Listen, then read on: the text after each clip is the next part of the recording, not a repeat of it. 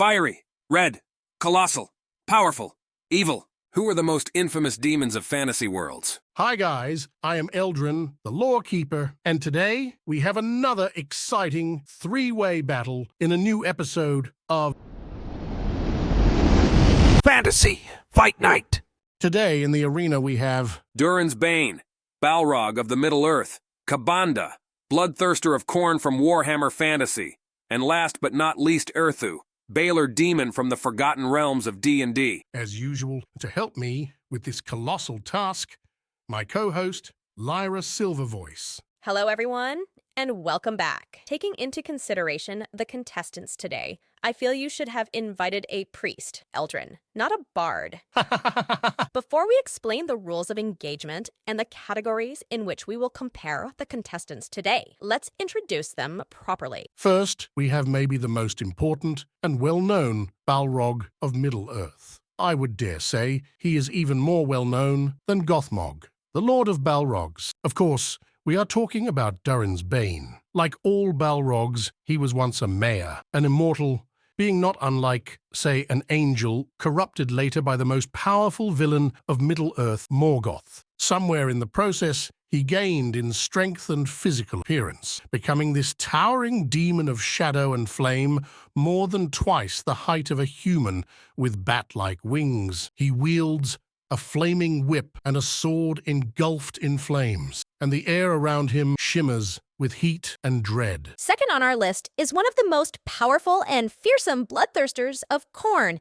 In Warhammer Fantasy, Kabanda. His most famous moments are probably from the blood hunt he led in the End Times, during which he battled with incarnates of 6 winds of magic, sometimes more than one at a time, culminating in the destruction of one of them, but more on that later. He stands significantly taller than a man, and his massive body is covered in dark red muscles. He also has 2 enormous bat-like wings. See a pattern here? He wields 2 enormous axes inscribed with runes of destruction. He is also known to drop one of them for a whip sometime. Lastly, we have Errtu, the most well-known Baelor of Forgotten Realms. Errtu's notoriety comes from his rivalry with the famous drow ranger Drizzt Do'Urden. He was involved in the War on 10 Towns, trying to gain control over the sentient and powerful crystal shard Crenshinibon. He was also involved in the Drow Civil War in the city of Menzoberranzan and later in the assault on Mithril Hall. If you have not guessed already, he is a huge demon, more than 12 feet high, enveloped in flames with bat-like wings. And what do you know? Errtu's primary weapon is a long, flaming whip that crackles with hellish fire and a flaming sword. Joking aside, the reason they were chosen for this head-to-head contest today is that these demon lords from 3 different universes seem to be equally matched. At least twice as high as a man, powerful,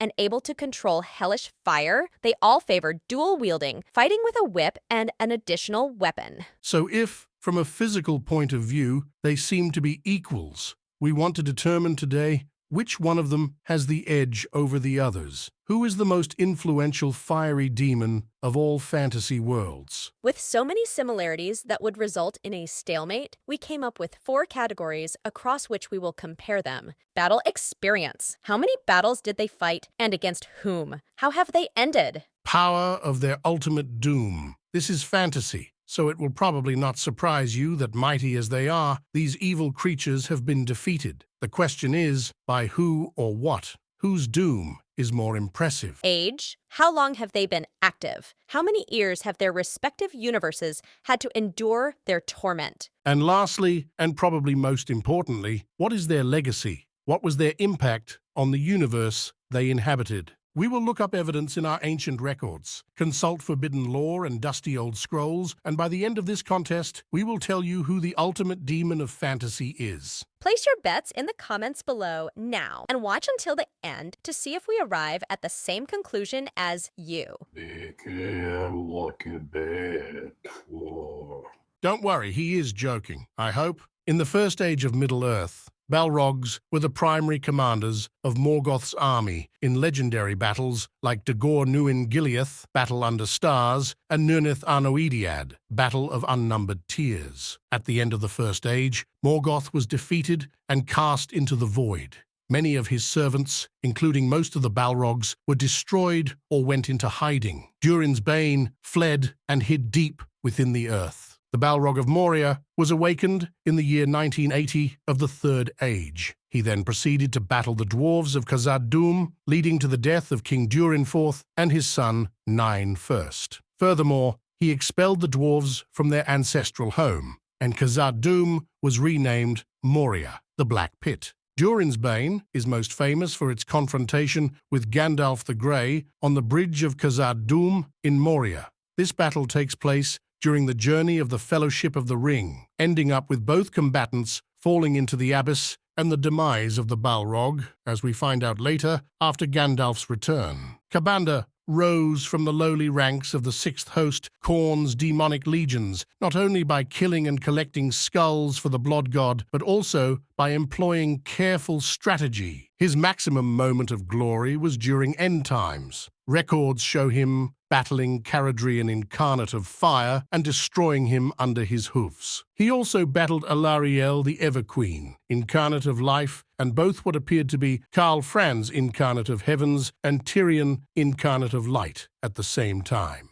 The only one matching him, blow by blow, was Nagash, Incarnate of Death. After Karl Franz reunited with his legendary warhammer, Ghal Maraz, it was revealed that he was actually Sigmar himself. The warrior god finally slew Ka'Bandha, shattering his skull with the Helden Hammer. We have little detail of Errtu's deeds in the Blood War, a major ongoing conflict between demons and devils primarily fought in the lower planes, such as the Abyss and the Nine Hells. But as a powerful Balor, his role would be to lead legions of demons against the armies of devils. We know more about his fights on Toril, the prime example being when Errtu commanded legions of goblins, orcs, and other dark creatures in the wars against 10 towns. He served as general for the evil but weak mage Kessel, only because he was waiting for the eventual demise of the human and the opportunity to get the crystal shard Crenshinibon.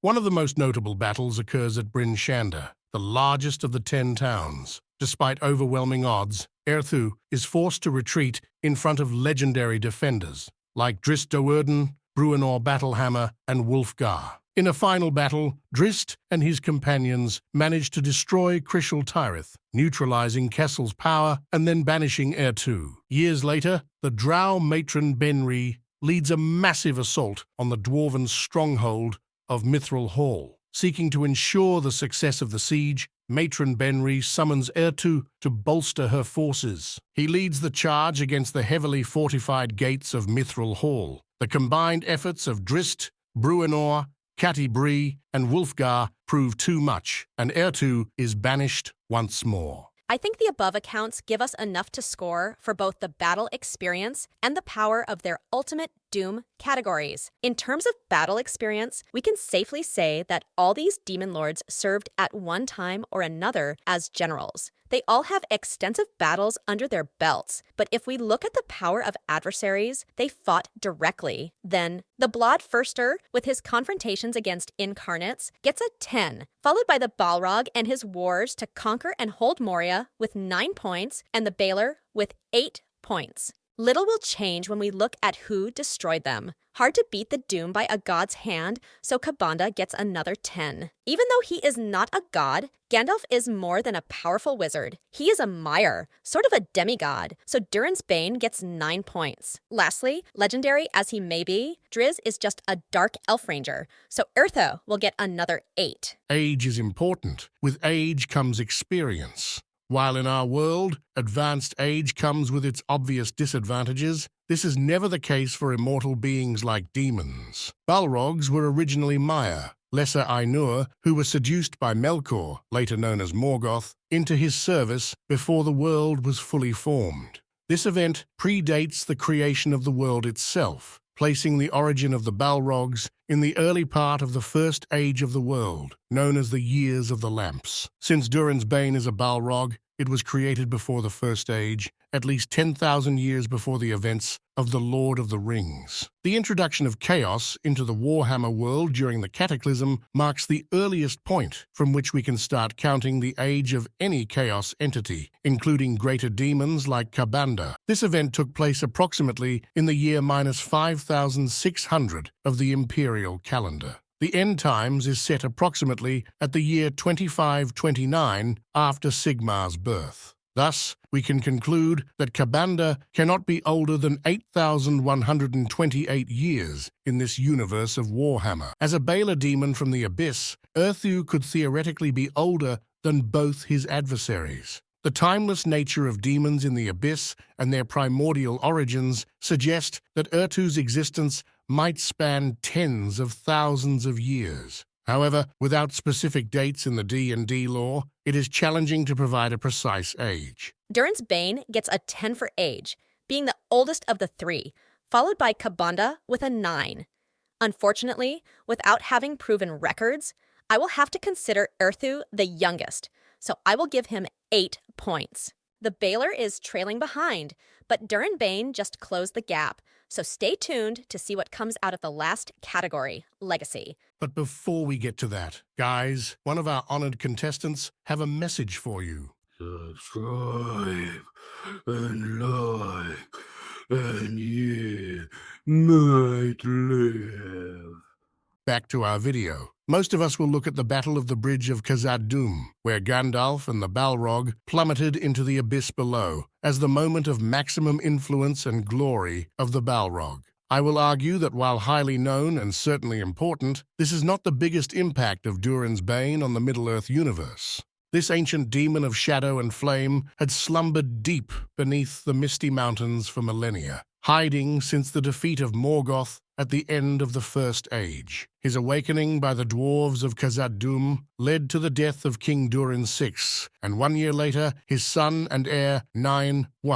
This decimated the dwarven leadership and morale, and resulted in a mass exodus of the dwarf and the ancient kingdom falling into orcs' hands. The event also caused many Sylvan elves of Lothlorien to flee southward, abandoning their northern territories. The Balrog's presence in Moria allowed Sauron's orcs and trolls to infest the Misty Mountains, creating a formidable barrier between Eriador and Rhovanion. This proves that Durin's Bane caused a serious upheaval and enormously influenced the balance of power in Middle-earth from his awakening up to the point he was destroyed by Gandalf. During the end times, Khabanda led the blood hunt for Emperor Karl Franz's skull, first into Athel Loren and then to the siege of Middenheim. While it is true that Khabanda showed his enormous power during this fight, standing against 6 incarnates, sometimes more than one at a time, and destroying one of them, the Incarnate of Fire. Ultimately, he failed to claim the Emperor's skull for his master. He was not aware that his foe was not the Emperor, but the god Sigmar himself, who took over the body of Emperor Karl Franz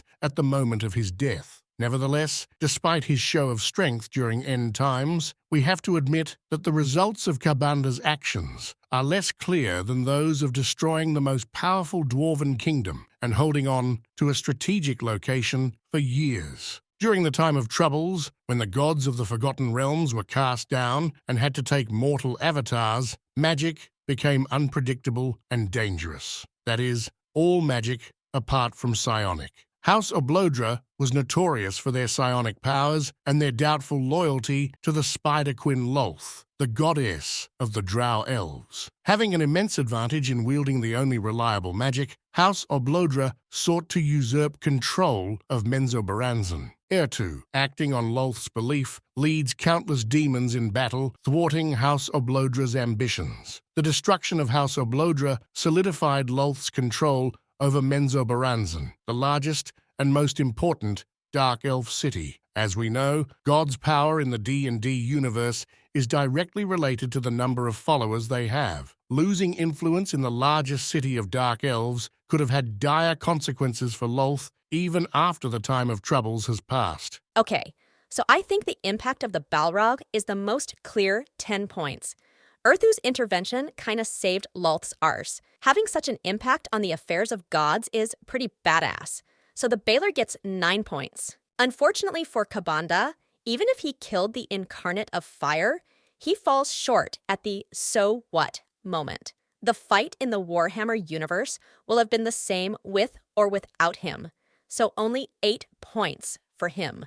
Before we go to the final count, let me tell you that we have another similar three-way contest episode on our channel, in which the contestants are 3 legendary heroes from the same universes. Legolas versus Dristor Erden versus Lokir Felhart. Check it out after the final count. Link in the description. In third place, we have the Demon Lord Errtu with 33 points. Despite starting strong, Kabanda failed at the so what question, and thus have to content himself with 37 points and second place. Thus, the winner of this episode of Fantasy Fight Night is the Balrog Durin's Bane with 38 points. Guys, if you made it to the end of this video, thank you very much. Please like and subscribe and let us know in the comments if you agree or disagree with the results. Farewell, and may your journeys be filled with adventure and wonder.